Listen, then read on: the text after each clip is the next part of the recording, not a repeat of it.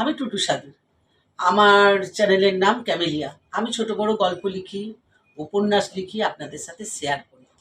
আজকে একটা গল্প যেটা বলবো, একটা ছোট্ট গল্প। আমরা সকলেই কিন্তু আপনারাও পড়েছেন, আমরাও পড়েছি।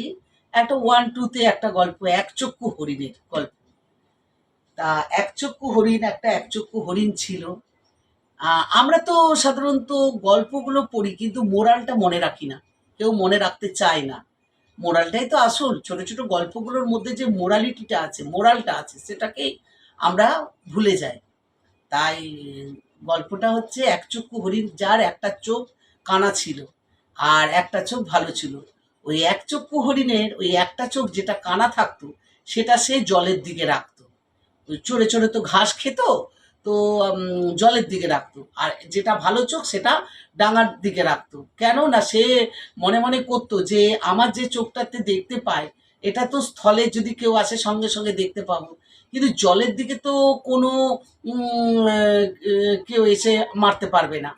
এই মনে করে প্রতিদিনই খায়। একদিন শিকারীরা জলের মধ্যে ছোট, ছোট ছিপছিপ নৌকো নিয়ে এনে শিকারে বেরিয়েছে। এবারে হরিণ, একচক্ষু হরিণ এই যেদিকে ভালো চোখটা সেদিকে ডাঙার দিকে রেখেছে। জলের দিকে রেখেছে অন্য চোখটা, কানা চোখটা। এবারে শিকারীরা ওই হরিণটাকে তীর মেরে, মেরে ফেলল। হ্যাঁ?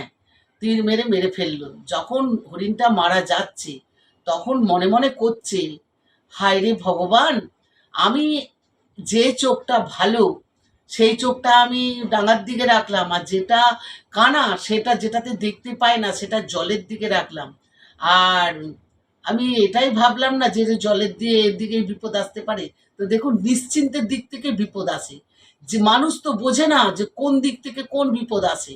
সাধারণত এটা চট করে কোনো মানুষ বোঝে না। অনেক সময় জেদের বশে বোঝে না, অনেক সময় অহংকারের চোটে বোঝে না, অনেক সময় মানে কি হয়, মানে বিভিন্ন রকমভাবে জেদ, অহংকার, অভিমান বিভিন্ন রকমভাবে সেটা বোঝে। কিন্তু বুঝতে চায় না যে এই যে জিনিসটা আজ আমি করছি, এটা নিশ্চিন্তের দিকটা থেকে বিপদ আসতে পারবে এটা কখনো ভাবতেই পারে না। কিন্তু নিশ্চিন্তের দিক থেকেই বিপদ আসে।